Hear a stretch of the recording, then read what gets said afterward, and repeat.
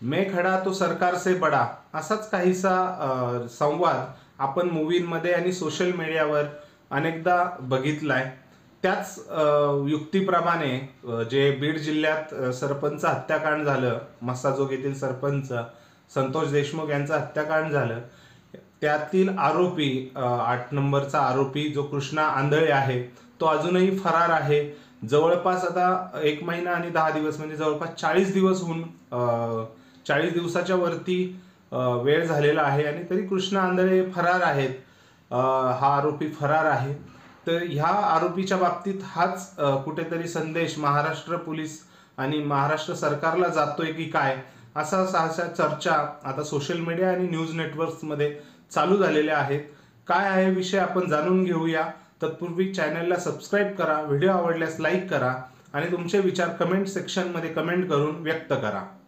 कृष्णा आंधळे वय वर्ष 23, ज्याच्यावरती बीड जिल्ह्यात याच्या आधीही म्हणजे ही घटना घडण्याच्या आधीही हत्याकांड, हत्येचा प्रयत्न करणे, खंडणी असे छोटे मोठे आणि गंभीर स्वरूपाचेही गुन्हे दाखल आहेत. हे सर्व चालू असताना तो तडीपारही होता. जवळपास 2 वर्ष त्याला तडीपारीची सजाही सुनावण्यात आली होती, तडीपार करण्यात आलं होतं. आणि नेमकं याच खुनाच्या वेळेस तो बीड मस्साजोग येथे आला. विष्णू चाटे यांच्याशी त्याची जवळीक असल्याचं समजतं आणि त्यातनंच त्याने वाल्मिक कराड यांच्याशी आणि राजकीय पुढाऱ्यांशी संबंध प्रस्थापित केले असंही बोललं जातं.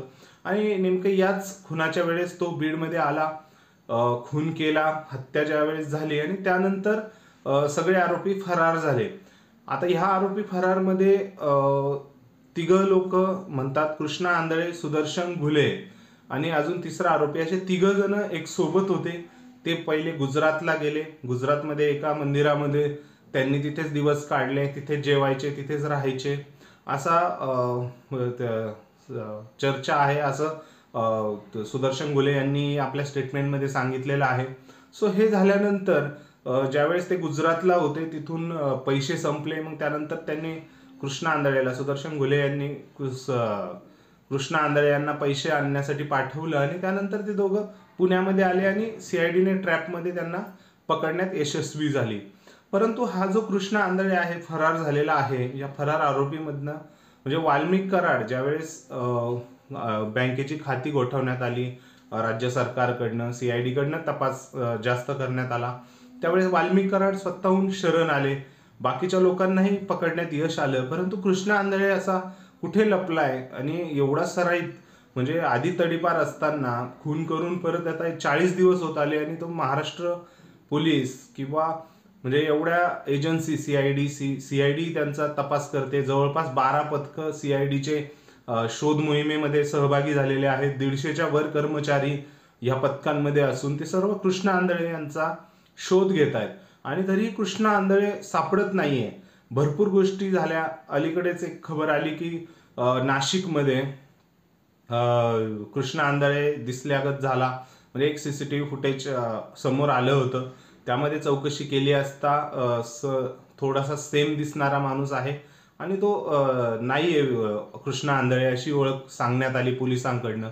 सो हे सगळं जर प्रकरण आपण बघितलं ना, एक माणूस सरकारपेक्षाही किती मोठा होऊ शकतो किंवा गुन्हेगारी जगतामध्ये जर समजलंच की एखाद्याला लपायचंय तर ते किती शिथापीने तो लपू शकतो. एकतर तो गुन्हेगार अट्टल असणार, तो वाल्मिक कराड, आपण म्हणतोय वाल्मिक कराड, सुदर्शन घुले, तर यांच्यापेक्षाही तो सराईत असू शकतो. कारण नेटवर्क त्याचं स्ट्रॉंग असणार आहे. कारण एकटा राहणं म्हणजे एवढं तपास यंत्रणा एवढा आणि एवढे दिवस उलटूनही जर सापडत नाहीये, गुंगारा देतोय तो सर्वांना, तर याचाच अर्थ कुठेतरी त्याचे धागेदोरे लांब आहेत.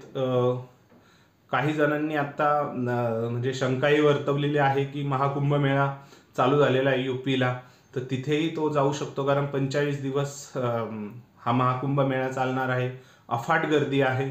सो ह्या गोष्टींनाही चर्चेला उधाण आहे. काही पोलीस यंत्रणांकडनं सांगण्यात आलेलं आहे की म्हणजे भिकारी म्हणूनही राहू शकतो तो, कारण त्याने गुजरातमध्येही तसंच केलेलं होतं.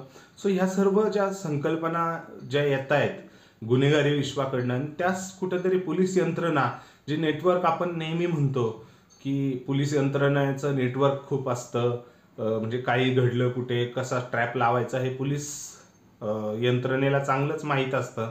परंतु ह्या बाबतीत पोलीस यंत्रणा कुठेतरी सपशेल फेल होताना दिसत आहे. कारण एक आरोपी, आणि तोही खुनातला आरोपी, महाराष्ट्र राज्यातला आरोपी, हा जर तुम्हाला सापडत नाहीये, 1 महिना 40 दिवस होऊन गेलेत, सो कुठेतरी पोलिसांनाही त्यांच्या कार्यक्षमतेवर कुठेतरी लूपहोल आहेत का हे शोधणं गरजेचं आहे.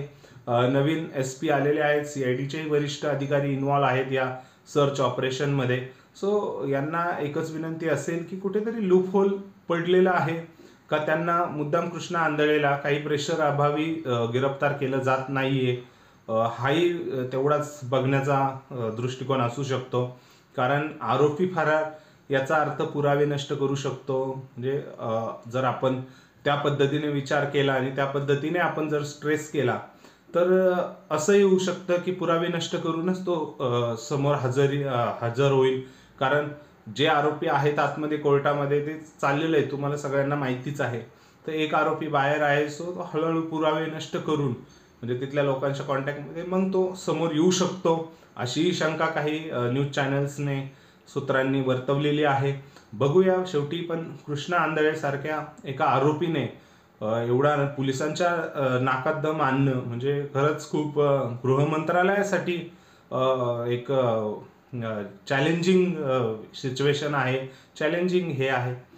बघूया पोलीस यशस्वी होतात की नाही या कृष्णा आंधळेला, आणि अटक कधी करण्यात म्हणजे त्यांना यश येतंय ते बघूया.